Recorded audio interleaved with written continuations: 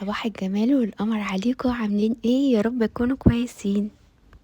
لما نشوف بقى الزيتون كده شايف نفسه علينا السنة دي وسعره معدي 100 جنيه و95 وأسعار غريبة كده، نروح بقى لليمون القمر بتاعنا اللي معمر معانا طول السنة. حتى لو غلي شوية بس اليومين دول فعلا سعره هادي جدا. هقولكوا سعره في آخر الفيديو. جبت بقى 2 كيلو كده من الليمون. ليمون مهم يكون اصفر، يعني ما ينفعش خالص يبقى اخضر، ليمون اصفر صغير بقى او الكبير من الحجم مش هيفرق معانا خالص. هنعمله بقى معصفر كده بحبة البركة، الليمون بتاع زمان، وهيستوي يعني بعد 10 ايام.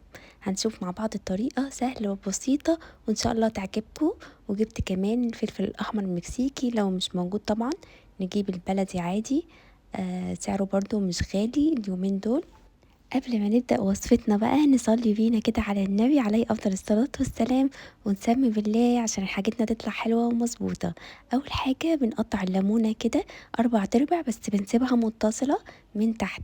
وبعدين بنجيب معلقتين 3 من العصفر. بنجيب حوالي ربع كيلو فلفل أحمر كده، اللي هو الفلفل الشطة. لو عايزين تجيبوا فلفل بارد على حامي، بس مهم جدا نحط حتى 3 4 وحدات كده من الفلفل الحامي، بيضيع المرارة. ولو حابة برضو تفتحيه فتحة صغيرة وتحطيه صحيح هيبقى برضو تمام. بس انا بحب اعمله هريسة كده، بجد بيدي لون خطير جدا في الليمون المخلل. اهم حاجة نخلي بالنا من ايدينا واحنا بنقطعه، نلبس جلافزات كده عشان ايدينا ممكن تتحرق خالص وتلتهب. في ناس بتبقى ايديها حساسة يعني، نخلي بالنا بس من الحتة دي. اخدت معلقتين 3 من العصفر، معلقة ملح كبيرة، معلقة حبة البركة او معلقتين، كل ده حسب الرغبة. عايزين تزودوا مفيش اي مشكلة. اخدت بقى معلقتين من هريسة الشطة. عايزين تعملوا ميكس ما بين الحامي والبارد مفيش اي مشكلة. عايزين تعملوا حامي بس، انا في الوصفة دي استعملت الحامي، انا بحب الحاجة سبايسي شوية. وحسب الرغبة طبعا، عايزين تحطوا معلقتين خل، معلقتين 3 تمام. عايزينه طبعا يقعد معاكم طول السنة. اول ما يستوي هنشيله في التلاجة هيقعد، طالما بناخد بحاجة نظيفة وبنلبس جلابس وناخد بيه، او بنجيب بكبشة او كماشة او الحاجات دي كلها، ما نلمسوش بايدينا. تمام بعد ما يستوي ونخرج الهواء اهم حاجة من البرطمان كويس جدا. جبت بقى مية بتغلي، بتغلي كويس، نزلت في بالليمون عادي جدا. المية دي يعني مش هتترمي عشان ما تقولوش طعم الليمون هيروح فيها وكده. في ناس بتخاف تستخدمها ان هي تمرر الليمون، لا بالعكس خالص، على ضمانتي مش هتمرر الليمون ولا حاجة. اخدت بس معلقتين على العصفر والهريسة، يا دوب بس كبشتين كده من المية المغلية المعقمة دي المفلترة، يا دوب بس اقلب بيهم العصفر مع الهريسه. وهنا بقى اطلع الليمون عادي، عايزه تطلعيه في صفايه تمام. اول ما يبتدي يغلي وينمل مع بعضه انا بنشله. في ناس بتسيبه 10 دقايق، بتسيبه ربع ساعة، ده حسب انتي عايزاه يقعد معاكي يعني يستوي وتاكليه بعد قد ايه. وهوريكوا برضو حركة تانية وفكرة جديدة. هنقطعه كده صغير، بحيث طبعا ساعات بيبقى الليمون كبير وبتقعدي تقسميها وانتي بتاكلي وكده، فدي على الاكل على طول واسبوع وهتاكلي منه على طول. المعصفر ده هيقعد شوية لان انا متكتش عليه في السوا قوي، عايزة تاكليه بعد اسبوع 10 ايام، هتخليه 10 دقايق او ربع ساعة على النار. تنشليه بقى عادي وتحطيه في يتبرد كده في صينية زي ما انا حاطاه. لو وصلتوا بقى لحد هنا ما تنسوش لايك قمر واشتراك في القناة لو مش مشتركة، والكومنت طبعا اللي بيحفزني وبيخليني اكمل.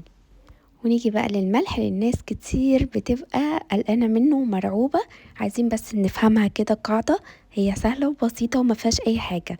معلقة ملح كبيرة على كوباية مية اللي هي 200 ملي بس كده، يعني لتر المية تقريبا واخد 4 معالق أو 5 معالق بالكتير ملح. إلا بقى في الزيتون، الزيتون بالذات لازم المعلقة الملح ما تبقاش مسلطحة خالص، لازم تبقى هرمية معلقة محترمة. لأن الزيتون طبعا زي ما انتوا عارفين لو ملحه قل بيبوظ وبيضرب ويبقى حالته صعبة جدا، ملوش علاج. لكن لو حادق شوية تمام. الزيتون يعني من الحاجات اللي بتحب الملح أكتر شوية. الزيتون برضو من الحاجات اللي بتخس، يعني بتخس بعد ما بتستوي معاكي ما تلاقيش فيها بركة كده وقليلة وخاسة. الليمون بقى من الحاجات اللي بتزيد، فاحنا طبعا بنحارب الغلاء وهنعمل الليمون القمر ده مع بعض، ولما يستوي ان شاء الله هوريهولكوا. هنا بقى بحط العصفر مع التتبيلة القمر اللي عملناها، وممكن كمان تزودي جزر، بس الصراحة انا نسيت احط جزر خالص، افتكرت بعد ما قفلت البرطمانات. سعر الليمون كام بقى؟ سعر الليمون ب8 جنيه. يعني قولولي يا جماعة، لما تعملي برطمان مخلي القمر كده ب8 جنيه. انا الصراحة جايبة 2 كيلو، ال2 كيلو ب16. بجد حاجة جميلة ونضيفة، وكمان يعني طبعا فيها بكتيريا نافعة طبعا، فصحية اكيد طبعا منكترش، بس حاجة حلوة. وكمان الفترة اللي جاية طبعا شتاء، فتحبوا طبعا تحطوا مخللات جنب الأكل عشان الصيف طبعا بيحب السلطات وكده. فبنستسهل بقى نعمل مثلا بامية ولحمة ورز مثلا، نعمل قلقاس، نعمل أي حاجة هتلاقوا ماشي معاها الليمون المخلل، مثلا ملوخية، الحاجات دي هتلاقي كل الحاجات دي ماشية مع المخللات. تاخدي من التلاجة بعد ما يستوي، لو عايزة تحافظي عليه فترة أطول بنشيله في التلاجة زي ما قلتلكوا. عايرت بقى الملح وعايرت المية، قلتلكم معلقة ملح كبيرة بس مش هرمية، عليها كوباية من اللي بنشرب فيها الشاي دي، اللي هي 200 أو 250 ملي تقريبا. ده بقى السريع جدا. قطعته بقى 4 تربع، يعني مش متصلين زي المعصفر، بس قطعته 4 تربع وحطيت عليه معلقتين كده من الهريسة مع معلقتين من العصفر، وقلبته مع بعض. وده هعمله برطمان لوحده عشان افتحه بقى ايه كده بعد اسبوع، ونشوفه مع بعض جماله بعد ما يستوي. ونخلي بالنا اوعى نشيل الليمون في التلاجة وهو لسه ما استواش، مش هيستوي العمر كله، فخلي بالكم من الحركة دي. لازم تبقوا متأكدين الليمون كله، وتروجوا البرطمان كده كل شوية، كل يوم 2 3 تقلبوا البرطمان كده، ترجوه بطريقة معينة بحيث ان هو يستوي كله مع بعضه، ما يبقاش فيه واحدة مستوية وواحدة لأ. لا انا عملت اللي هو المتصل ده، اللي هو ال4 ارباع المتصل ده برطمان لوحده، وعملت اللي هو المقطع اصلا 4 ارباع خالص ومنفصلين، دول عملتهم برطمان صغير تاني لوحده. هكتفي بقى بالمية اللي موجودة دي، اللي هي اصلا بردناها بتاعة الليمون اللي غلي فيها، يا دوب تبرد. وبعدين انا طبعا كنت مستعجلة فحطيتها سخنة عادي، بس اوعوا تقفلوا البرطمان الا لما تبرد تماما. بعد ساعة ساعتين كده حطيت ايدي على الازاز لقيته برد تمام، هغطيه باكياس كده او ستريتش رول. ونخلي بالنا نحاول نعمل الحركة اللي انتوا شايفينها دي عشان ما يدخلش هوا ويعفن ويبوظ ويخسر المخلل القمر بتاعنا. مخلي القمر بجد، يعني مش قادرة اقولكوا ريحته وريحة الخلطة اللي عملناها مع بعض بجد خطيرة. ونخلي بالنا واحنا بنحطه في البرطمان نحاول يعني على قد ما نقدر اللي احنا عصفرناه ده نخليهم كده باصين لفوق. بس كده، وده شكله بيبقى في البرطمان بجد قمر وتحفة. ومش هتستغنوا عنه بقى لا في رمضان ولا في الايام العادية ولا صيف ولا شتاء. دايما كده يبقى عندكم برطمان المخلل، ولا تبعتوا تجيبوا من بره ولا اي حاجة. هيكلفكوا كام؟ كله على بعضه كده، ومتنسوش تحطوا طبعا شوية من الزيت على الوش، هيكلفكوا حوالي 20 جنيه بس. يعني تخيلوا لما تعملوا كمية المخلل دي كلها ب20 جنيه بس، فدي حاجة تحفة جدا. وبرضو الفلفل المكسيكي مش غالي خالص، انا اخدت منه معلقتين 3 مش اكتر.